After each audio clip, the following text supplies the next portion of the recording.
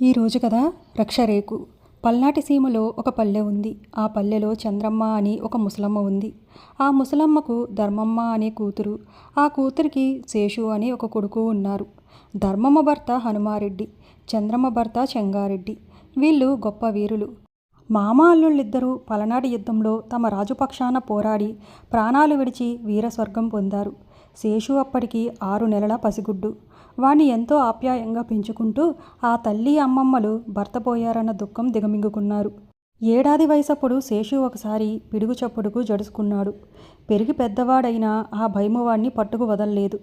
తోటి పిల్లలంతా వాణ్ణి ఉత్తి పిరికి పంద కింద జమకట్టి ఎప్పుడు ఎదురుపడినా వాణ్ణి వేలాకోలం చేసి ఏడిపిస్తూ ఉండేవారు.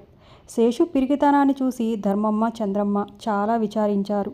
ఆ పిరికితనం ఎలా పోగొట్టడమా అని వాళ్ళు రాత్రిబావుళ్ళు ఆలోచించారు. ఆఖరికి చంద్రమ్మకు ఒక ఆలోచన వచ్చింది. ఒకనాడు శేషు తోటి పిల్లలతో ఆటలకు వెళ్ళి మామూలు ప్రకారం వాళ్ళ చేత దెబ్బలు తిని ఏడుస్తూ ఇంటికి వచ్చాడు. చంద్రమ్మ వాణ్ణి చూసి, ఎవరైనా కొడితే తిరగబడి బాధాలి కానీ చచ్చునాగమ్మలాగా ఏడుస్తూ రావటం ఏమిటి? ఈ నాన్న తాత నీకు మళ్ళీ భయపడ్డారా? కత్తులు పుచ్చుకుని యుద్ధానికి వెళ్ళి శత్రువుల్ని సంహరించేవారు. నువ్వు కూడా వాళ్ళలాగే వీరుడివై యుద్ధానికి వెళ్ళాలి అన్నది. అమ్మో యుద్ధమే! ఆ మాట చెబితేనే నాకు గుండెలు కొట్టుకుంటున్నాయి అన్నాడు శేషు. అందుకు ఆమె, అబ్బాయి నీకు వచ్చిన భయమేమీ లేదు. గొప్ప తపస్సాలైనటువంటి ఒక మహాయోగి ఇచ్చిన రక్షరేకు మహిమ వల్ల నీ తండ్రి తాతలు యుద్ధాలలో విజయం సాధించారు. ఆ మునీశ్వరుడు మీ తాతకు నాన్నకు ఇచ్చి వెళ్ళిన రక్షరేకులు 2 ఇప్పటికీ మన ఇంట్లోనే ఉన్నాయి. వాటిల్లో ఒకటి నువ్వు కట్టుకుని వెళ్ళు. అవి నీ ఒంటి మీద ఉన్నంతకాలం నీవు బలవంతుడువు, ధైర్యవంతుడువు అవుతావు.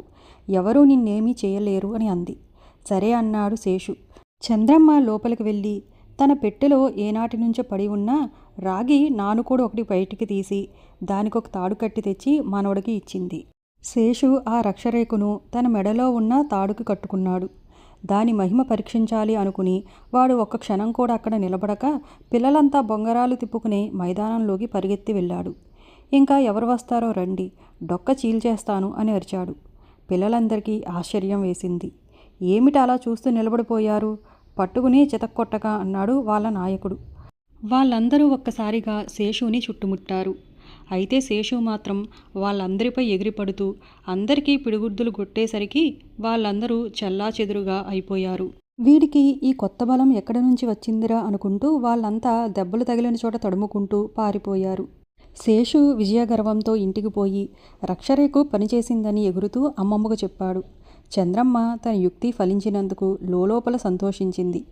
శేషు పెద్దవాడే కత్తిసాము నేర్చుకుని కొండవీడు రాజ్యానికి పోయి ఆ రాజుగారి సేనలో చేరాడు. కొద్ది కాలానికే అతడు తండ్రిని తాతని మించిన వీరుడు అనిపించుకున్నాడు. కొండవీడు రాజు అతని ధైర్యసాహసాలకు మెచ్చుకుని ఒక చిన్న సైనిక దళానికి అతన్ని అధిపతిగా చేశాడు. ఇది జరిగిన కొద్ది రోజులకి కొండవీటి రాజు శత్రురాజుల మీదకి దండెత్తి పోవలసి వచ్చింది. దుర్గాన్ని కాపాడుతూ ఉండమని శేషుని అతని సైన్యంతో సహా అక్కడే ఉంచేసి రాజు తక్కిన సైన్యమంతా వెంటబెట్టుకుని దండయాత్ర సాగించాడు. ఈ విషయం తెలిసిన నవాబు ఒకడు కొండవీడును వశం చేసుకోవటానికి ఇదే సమయమని తలిచి తన సైన్యంతో వచ్చి ఆ దుర్గాన్ని ముట్టడించాడు. దుర్గాన్ని రక్షిస్తున్న శేషు సైన్యం నవాబు సైన్యంతో పోల్చి చూస్తే చాలా తక్కువ. తండోపతండాలుగా వచ్చి పడుతున్న నవాబు సైన్యాన్ని చూసేటప్పటికీ శేషుకి మొదట చాలా అధైర్యం వేసింది. కానీ అతనికి మెల్లో ఉన్న రక్షరేకు మాట జ్ఞాపకానికి వచ్చి గొప్ప ధైర్యం వచ్చింది. నవాబు కోటని ముట్టడి చేశాడన్న వార్తను తెలియచేయటానికి వెంటనే ఒక 4గురిని రాజు వద్దకు పంపి తన సైనికులతో కోట దర్వాజా వద్ద నిలబడి వచ్చిన శత్రు సైనికులందరినీ నరకటం మొదలుపెట్టాడు. అతని సాహసం చూసేటప్పటికీ అతని సైనికులకు కొండంత ఉత్సాహం వచ్చి వాళ్ళల్లో ఒక్కొక్కడు 100 మంది పెట్టుగా శత్రువుల్ని నరకటం మొదలుపెట్టారు. త్రుటిలో కొండవీడు తమ వశమవుతుందనుకుని వచ్చిన నవాబు సైన్యం కోటలో ప్రవేశించలేకపోవటమే కాక చాలామంది మరణించారు. ఇంతలో దండయాత్రకు వెళ్ళిన కొండవీటి రాజు సైన్యంతో వెనక్కి తిరిగి వచ్చి నవాబు సైనికుల్ని ఢీకొన్నాడు.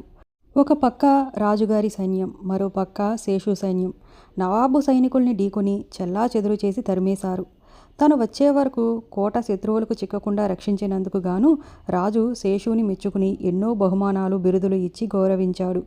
శేషు బహుమతులన్నీ తెచ్చి అమ్మమ్మకు చూపెట్టి, అమ్మమ్మ ఇదంతా నువ్వు కట్టిన రక్షరేఖ యొక్క మహిమే అన్నాడు.